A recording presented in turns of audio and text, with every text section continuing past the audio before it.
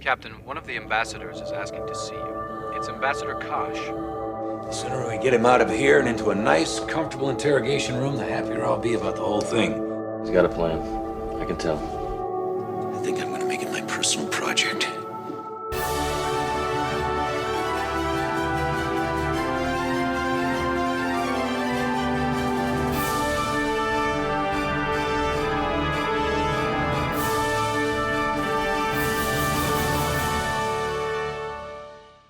Fine, no problem. You want mayo on that? Hello and welcome to Who Are You, a Babylon 5 watchcast hosted by two friends who have gotten to know each other while rewatching a show from their childhood, Babylon 5. I'm Xhafer. And I'm Laura. And today we're going to play a card game. We did this a couple weeks ago. I don't remember if we came up with a name for this. I don't think we did. Yeah, I don't either. If we did, please remind us what it was, listeners, if you do remember. If we didn't, then come up with suggestions and we'll pick the one we like. Yeah, feel free to name our card bit. Name the card bit. It is the worst contest since the Find the Rusty Nail in the Big Mac contest. Okay, so remind us of the rules, Xhafer. So we have a bunch of Babylon 5 collectible card game cards. We've opened a number of packs in addition to the packs that we've already opened since last time to mix up the card pool a little bit. And we have 4 piles of cards. We have a actor. So this could be a character, a fleet, a group, something that arrives on the station or is on the station that is involved in a thing. We have the thing that they are involved with, which is the problem. Then we have the solution to that problem. And then we have the twist at the end where either it goes right or it goes wrong and we see what happens. And what we do is we've got all these cards separated. I've got 4 in front of me, 1 from each pile. So does Laura. We're going to flip them up and we're going to use them to tell the A story and B story of an episode of Babylon 5. And we are then going to rate this theoretical episode of Babylon 5 on our typical scale of Babylons 1 to 5. Well, everything we make has got to be Babylon 5, right? But yeah, well, let's see. We did a really good episode last time. I was very pleased with it. So let's see if we get lucky again. Yep. All right, Laura, take us on our A plot. Okay, so I'm the A story this time. And I have, for our main character, or a character that's starting the A story, I have Rethen, who's a Grey Council religious caste member. Ah. And, Rethen gets himself into a situation involving racial hatred. That is my second card. So let's see. Racial hatred should involve the humans, right? Yeah. I mean, that's the Minbari's kind of antagonist there. So yeah, not giving up the ghost from the war. Mm-hmm. Still upset about the murder of Ducat. Yeah, and he's religious caste, so maybe he's got a whole beef about the souls thing. He knows about the souls. The religious caste knows that the Minbari souls are being reborn in humans. Yeah. And maybe the solution to this problem of the humans having our souls is we just eliminate all humans, right? Yeah, then the souls have to come back to the Minbari. Yeah, so he's starting this racial hatred cult. There's my idea. Okay. And the solution to this problem, it involves Babylon 5 because some attacks of this cult start happening on Babylon 5. Mm-hmm. So his racially motivated religious cult is taking down humans on Babylon 5, and we have to involve the human special ops. So we get a special ops team together, involving Garibaldi, of course. Yeah. Also Sheridan, because he's got to be involved for some reason, Yeah, for sure. No, he's gun-toed and he's running in there. Yeah, and he's teamed up with Delenn, because he's crushing on Delenn at this point, right? Mm-hmm, and so he's teaming up, and they're going to solve this thing together.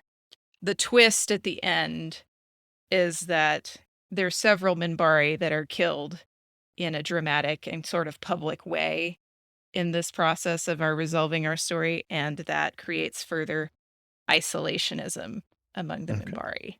All right. Well, that's a strong A plot. You think so? All right. I think that's a good episode. All right. So our B plot is going to involve commercial telepaths. Oh, okay. Right. Specifically, a bunch of telepaths are mysteriously just like they're on their way to the station and their ship gets blown up. And we know as the audience that it is a shadow ship that blows them up. Okay. Now, how they resolve this, they're worried about any possible survivors out there, right? So they send a bunch of ships, but it's pretty far out. But Sheridan, in between everything else, pulls some strings and gets some emergency military aid. Okay. And gets some Earth Alliance ships. You know, maybe it's the Agamemnon, maybe it's one of his buddies or something that are out that way to go and find the survivors on the ship. But it ends in prophecy. One of the telepaths has a vision of the future and shadow attacks. Okay. I'm going to retcon a little bit of my story and say that there's signs of shadow influence on Rathen as well. There we go. Okay, so what do you think then? This is a strong episode. I like this episode. I'd watch this episode. Mm-hmm. Do you give it a 4? You give it a 5? How do you feel? I really like the concept of the Minbari responding to the loss of their souls with like, well, we have to just genocide the humans. Because that seems like something like you find out this is happening, right? And then you've come to terms with it, and then you've got time to process it and think about it. And it's like, well, we've noticed we've had less great souls for 1,000 years or something, whatever it is, right? And it's just like, well, let's just go take them back. Yeah, I think this could be a Yeah. Babylon 5 episode. Like, Yeah. you do it in the right way. We get the right actors. Mm-hmm. It's good. All right. I'm here for it. Yeah, good job. Just like I am here for today's episode, Season 2, Episode 13, Hunter Prey. So we open on this episode. We've got one of these great openings that I like a lot where we zoom in from outer space onto CNC. Great attempt at CGI here. Garibaldi's looking for Sheridan and Ivanova. We've got tense music in the background that, something important is happening. Mm-hmm. And he seems shocked to find out that they've gone to Bay 13. Yeah. Bay 13, of course, quarantined, as we find out why, because Kosh's ship is there. Yeah, Kosh's ship is there, and it's creepy. Yeah. They discuss how little they know about it. Sheridan gets too close, and he triggers the Ring doorbell camera / targeting laser. Now available on Amazon.com. I might. Doesn't sound too bad. The targeting camera, man. Yes, you just like flip it on, red dots. Please put down your weapon. You have 20 seconds to comply. Get someone to back up off your porch. Yeah, it would, wouldn't it? Only in America. They talk a bit about what's going on. Sheridan backs off. The gun thing goes away. Ivanova reveals the reason for the quarantine, besides just that, the gun thing popping out of the ship, is also considered dangerous because the workers were also having dreams where the ship was speaking to them. Creepy. Yep. That's our second reference to Vorlons in dreams, I think. Yeah, there's a lot of that in this episode. Well, yeah, and the previous. Yeah, Sheridan saw him in his dreams. Garibaldi catches up, and as they leave, Kosh reveals he was there watching them the whole time. Yeah. And his ship says something to him that we are not to know, but he's talking to his ship. In Sheridan's office, Garibaldi briefs everybody that the president's personal physician has gone missing, and he's a traitor. Yep, Dr. Jacobs, and they think he's already on B5. Yeah. Orders are shoot to kill despite his status as a civilian. Yeah, this is very suspicious to Sheridan especially. We come back from theme, and we get Cal Hudson. Yeah. Agent Derek Cranston. This is Bernie Casey. He's Cal Hudson on DS9. He is also the teacher in Bill and Ted's Excellent Adventure.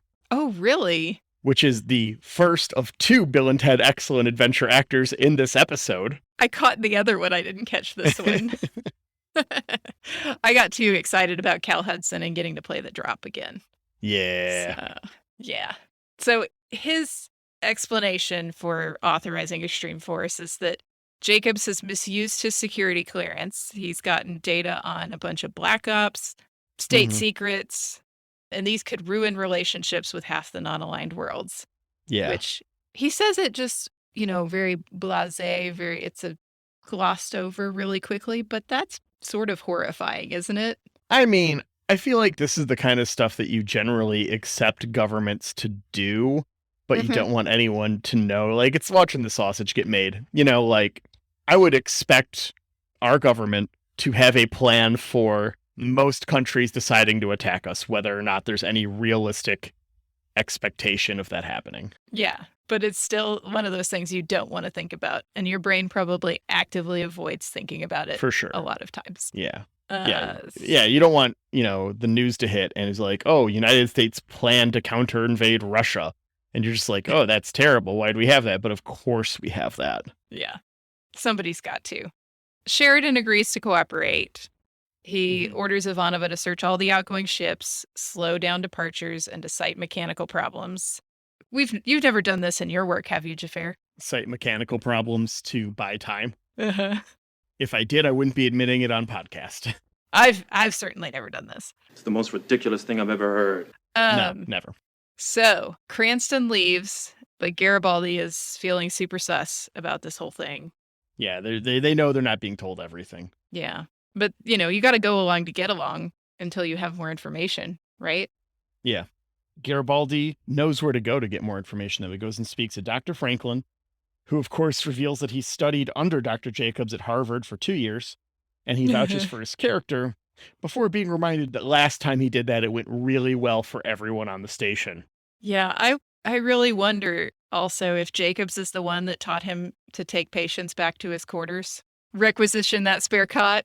He's the best there is. I hope not. I had a good laugh, but I really do like it when shows refer to other things that have happened in the show. Mm-hmm. Garibaldi brings up the plot of Infection. And I don't know if this is just because we kind of grew up in that time where shows didn't have memory. Yeah. Yeah, there's no guarantee that you had seen an episode because everything was built for syndication. Yeah. And so they didn't necessarily do that self-referential thing very often, because it just didn't work for their medium. But people have no memory. They will not remember anything, and you can't expect them to. So you don't. Yeah. They've made the leap to watching a genre show about a space station and diplomacy. So that must be enough. Yeah. We do get to meet Dr. Jacobs right after this, and it's Tony Steedman, who was, of course, Socrates in Bill and Ted. All we are is dust in the wind, dude. He's looking for an identicard. He's in the marketplace, and a merchant turns him down because he wants it too bad. And so he has to leave. And then out of the shadows comes Richard fucking Mole. Richard Mole is probably the most that guy of that guys. Yeah. I know him mostly from Night Court, where he was Bull. He's the bailiff in Night Court, but he is in hundreds. He's all over the place. Like just everything from Jingle All the Way to But I'm a Cheerleader. He's just in everything. He actually almost had the role of Gul Dukat, I found out too, reading about him, which is something I had no idea. Oh my gosh, that would have changed Gul Dukat a lot. Yeah, I mean, Mark Alamo is, how do I want to put this politely? A fucking creep. I don't know about him personally. I know absolutely nothing about his personal life. But the character is played like that. And I don't know that, I feel like Richard Mole would probably play him a bit more as a strong arm kind of military guy instead of a deceptive kind of creepy dude. And would have gotten a lot different character. Yeah, Mark Alamo was certainly unique and perfect. I'm not just any Cardassian. I'm Gul Dukat. So, in the hallway, we see Sheridan starting to get on an elevator, but he sees Kosh creeping around in the hallways. Yeah, he straight up pulls a Garibaldi here. Yeah. He goes to try to make some small talk where he subtly calls Kosh out for being secretive. And then when Kosh questions why he would want to get to know him better, Sheridan calls him out for being on his dream in the, is it Strebe ship? Stribe? Yeah, Strebe, I believe. Yeah, sure. Let's go with that. This whole little exchange was really hard to make notes on because it was so kind of cryptic. It's very Koshy. It's hard to make notes about Kosh. Yep, you're right. Yeah, I just wrote down, he said he listened to the song. Yeah.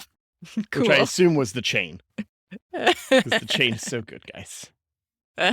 So yeah, I guess Sheridan's thoughts became a song is kind of what he was getting at. We cut over to Agent Cranston, who's briefing Officer Kanicki and the rest of the security force about how they're going to use Dr. Jacobs' COVID vaccine chip to find him on the station. Yeah, so he got the COVID vaccine chip. They're using special scanners to find that. Garibaldi briefs Sheridan on Cranston's whole thing, but as they're walking, Sheridan spots a ribbon tied to a corner in a hallway, which seems very analog for this particular century. He makes an excuse to ditch Garibaldi, heads to the cargo area where Sarah, who we identified from the credits and your card that you opened earlier, card, is apparently waiting for him. So her signal is to tie a ribbon to some shit in the hallway. Hope someone sees it in time. How long do you think she was waiting there? That's a good freaking question, isn't it? Like 10 minutes, hour, 2 hours? She's just like in a cargo bay, just chilling. Okay. Here's the other thing about the scene that I don't quite get. She tells him that he's in great danger, and we go to commercial break. And there's no danger to Sheridan in this episode at all. Yeah, like he is fine the entire time. We've seen Sheridan in great danger, and it usually involves being kidnapped by aliens. You know, taking something Star Fury out there to fight some shit that he shouldn't be. He is fine here. Yeah, she's just ratcheting up the tension to commercial. He could have been walking around this entire episode in his pajamas, and it would have felt weird, but not like, why are you wearing pajamas to this? Like, you should be wearing armor. Right. We get the lowdown on what's going on. Jacobs is not a traitor, but rather can prove that Clark lied about being sick to get off Earth Force One before President Santiago was killed when it blew up. Sheridan is instructed to get a sworn statement from Jacobs and to get him off the station alive. Sheridan tells Garibaldi, who then informs Franklin. We cut to Dr. Jacobs, who's recording a personal log before going on the run again, and he is almost out of Starbucks and things are about to get rough. I got a question for you, Xhafer. Yeah. Before these last couple of years, did you think that it would be bonkers for an investigation into a clear coup attempt against a democratic government to take so long?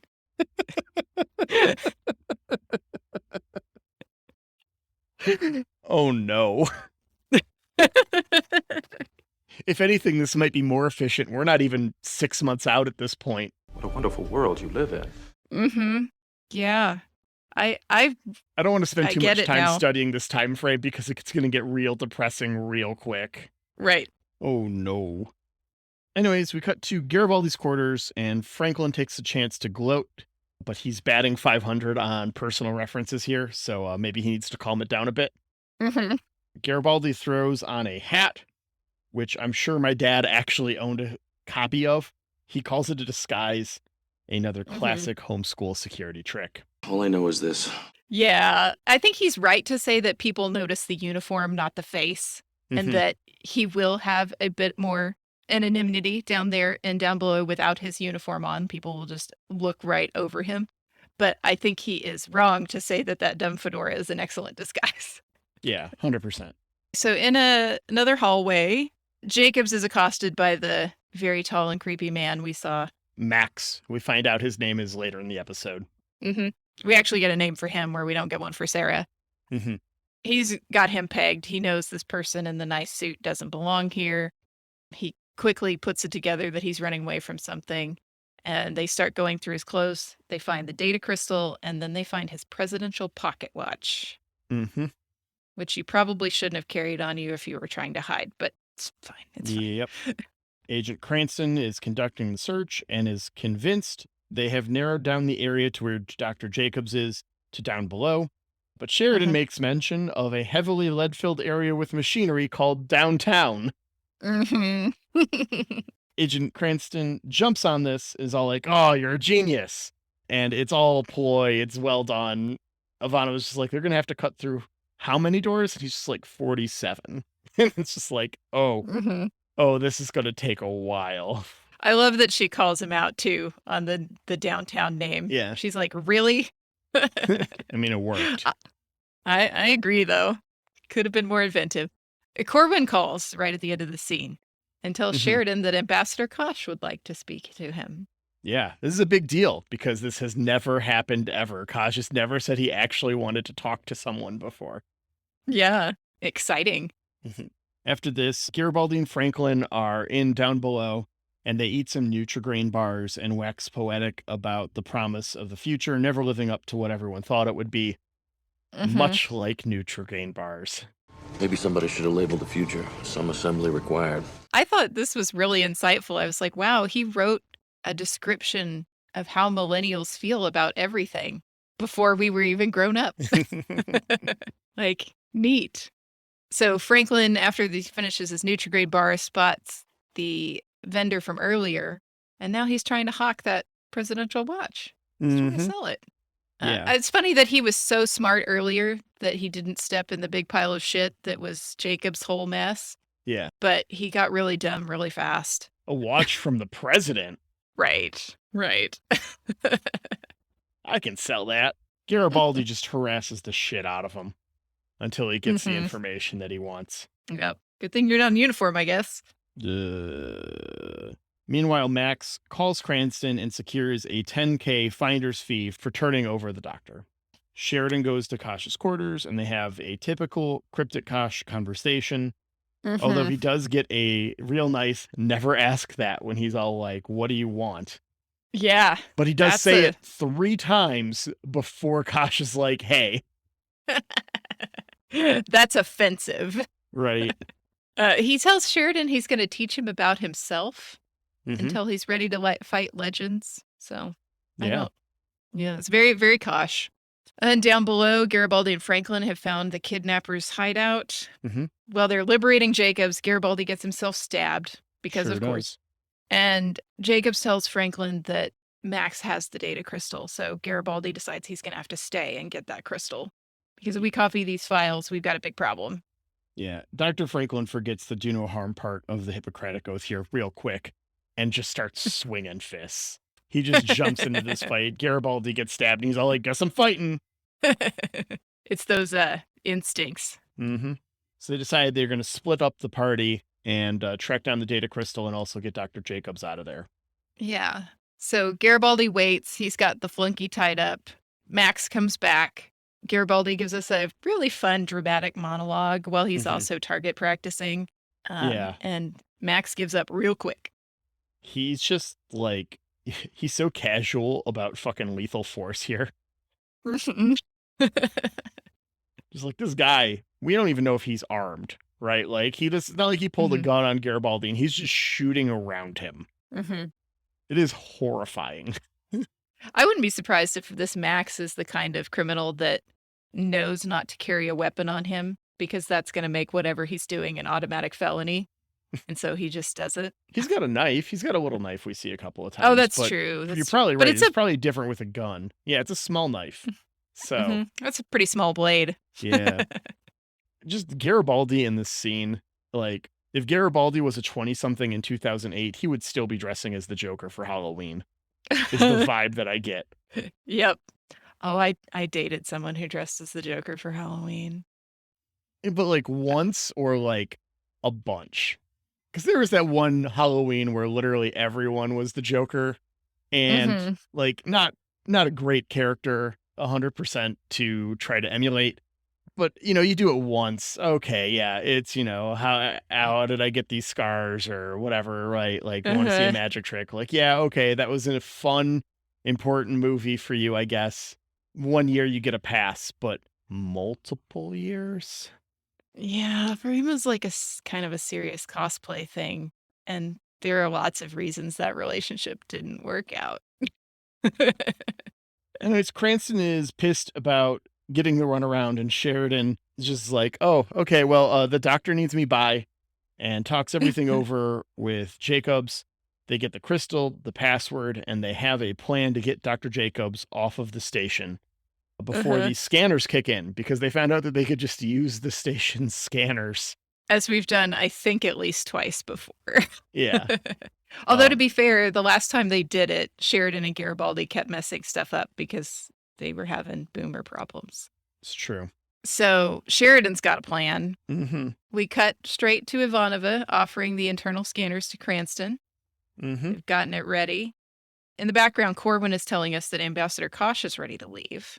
This part doesn't make sense to me. So, Do let's tell. run through it real quick, and then I'm going to tell you my gripe. Okay, go for it. So they go through this whole thing. They scan the station. He's not on the station, right? Mhm. Then Kosh's ship leaves, Mhm. right? And they're like, "Well, scan the ship," and it's all like one life form, non-human, because it's the ship, as we find out, right? It's a living Right, thing. right. And it's like, okay, oh, we can start a diplomatic incident with the Vorlons, or you can give up the ghost. He's not on the ship, right? Why the fuck would he be on the Vorlon ship? That doesn't make any Okay. sense. They've already scanned the station, Mhm. and they've already told us that their scans can't, like, it does nothing on the ship, right? Like, they Mhm. haven't even been able to scan it to confirm that it's a life form at this point. Oh yeah, Ivanova said at the very beginning, we've tried scanning it. We Yeah. haven't learned anything. Okay. Yeah. Why does his ship have to leave the station and go jump away with Dr. Jacobs? He could just hang out in the bay and be there. They've already passed the scan, and the ship doesn't Uh-huh. leave until after. And we know that if you approach the ship, it targets you with its laser, with its ring doorbell. Yeah. So no one's getting no in one's there. going in that ship. Yeah. Yeah. Just leave it in the bay. It doesn't need to leave. I mean, it's nice to get the little bit of drama, and you could have the thing, you could still do the scan in Bay 13. It's all like, well, it's just Ambassador Kosh's ship. You know, like it's the one thing we can't scan inside. And then they're just like, well, scan it. You could still do the thing. I don't know. It's just like, it's already done. Like, you've already scanned the station. You don't need to have him leave on the ship. You've already told us that. You've already set this table, you know. Yeah, no, I'm with you. Chekhov's I totally see non-operable it. scanner tells us that this isn't a plot problem. Yeah, Cranston's pissed. He can't do anything about it. Sheridan rubs his nose in shit to commercial. Yeah. And then we come back to the command staff all entering Bay 13 after Kosh's ship has returned. Mm-hmm. The whole patterns are moving, which is a cool effect. I do like it every time we see that. And Sheridan confirms that the ship is organic and alive. Mm-hmm. That's why it's registered a non-human life form. The ship reaches out and deposits a small package. The covering deteriorates, and we see Jacobs in his little fetal position coma. They bring him around, and he tells them that the ship sang to him while he was asleep. Yep. Sheridan meets again with his resistant agent contact, delivers a data crystal, and they arrange for Jacobs to be taken off to a safe space. Two things here. One, she's very high on the melodrama, and she tells him directly that he scored a major victory for the good guys, which might be the most suspicious thing you could possibly say right there. Right. If you have to tell me you're the good guys, I'm not so sure anymore. And scene. Yep, that's the episode. So now I am dying to know, Xhafer. Yeah. How do you feel about this episode? I'm kind of meh about this episode, to be perfectly honest. Like, it wasn't a bad episode, but it wasn't a good episode. The stuff with Kosh's ship was kind of cool. And like the effects. Yeah, and then, I mean, as far as like long-term stuff, like knowing what Kosh is actually saying, knowing what, there's a little bit in there about what they look like under the encounter suits. And it's all like, you're not ready for that. And knowing that they're not ready for that. There is something that I was wondering if it's gonna get referenced later that Kosh says. I think it's in the first conversation. Sheridan asks him if that's ever happened before. And I think he's referencing, showing up in my dream. Yeah. Like hearing the song. And he says, Kosh says once. And I was like, I don't remember if we're going to find out what he's talking about. I think it's with Delenn. I think it's with Delenn and the Chrysalis. Okay. Is the implication, but I'm not 100% on that. Okay. Also, in things I didn't clock, but I read online, apparently some of the language Kosh uses is very specifically pulled from the short story Childhood's End. Oh, really? Okay. Which, if you are familiar with, is a spoiler for what the Vorlons look like. Okay. I don't know. And that's an Arthur C. Clarke, right? Yeah. So, Childhood's End is this is going to be super spoiler town. So just fast forward like to maybe a minute right now, listener, maybe a minute and a half. I'll try to get through it really quick. I'll just do the plot twist. So Child's End, aliens show up on Earth, make it a utopia, elevate everyone, but refuse to let their what their physical appearance be seen as, right? They're like, you're not ready, all this stuff, right? Like you couldn't handle seeing what we look like. Just trust us. And then a third of the way into the book, it's been like 40 or 50 years, and the aliens reveal themselves, and it's the fucking devil. Just like straight up, like every image of Satan ever, like the giant wings, the horns, and everything, right? And so the Vorlons kind of using that language and referencing that, knowing that it's the inverse with them is fun. That's cool. Yeah. Also, Child's End, solid. Read it. Or if you don't want to read it, Sci-Fi did a miniseries of it a number of years ago that's really good. That's one of the classics. Charles Dance, solid adaptation. All right, it's safe now, listener. What was the other thought that you said? I interrupted you with a thought. Yeah, the Vorlon stuff is kind of cool. It's just like kind of a blah episode. There's so many little holes in it for me. Yeah. Like you pointed out with Kosh's ship, like it didn't actually need to leave. We don't get any of the conversation where Sheridan goes to Kosh and says, hey, I need you to do this for me. Yeah. Like that would have been could have been an interesting conversation to see. Like we've had just a couple of cryptic conversations with him. How are you going to convince him that you I need you to hide this dude on your ship. What? From my government. Yeah. I've been told to find him, but I need you to hide him. Right. There's it's a lot of explanation there that goes just glossed over. And then just little writing things like the you're in great danger when he's not in great danger at all. It was just like we got to ratchet up the tension with something, So I don't think it's my favorite. You know what I didn't check that I normally do? Who wrote this episode? Oh, yeah. That's a very good question. Oh, we didn't check it on the last one either, which I thought was... It is? Okay. Yeah. I think we got one or two left in this season that aren't, but I don't think there are many. Yeah. So, I don't know. I feel like it was not any better than average.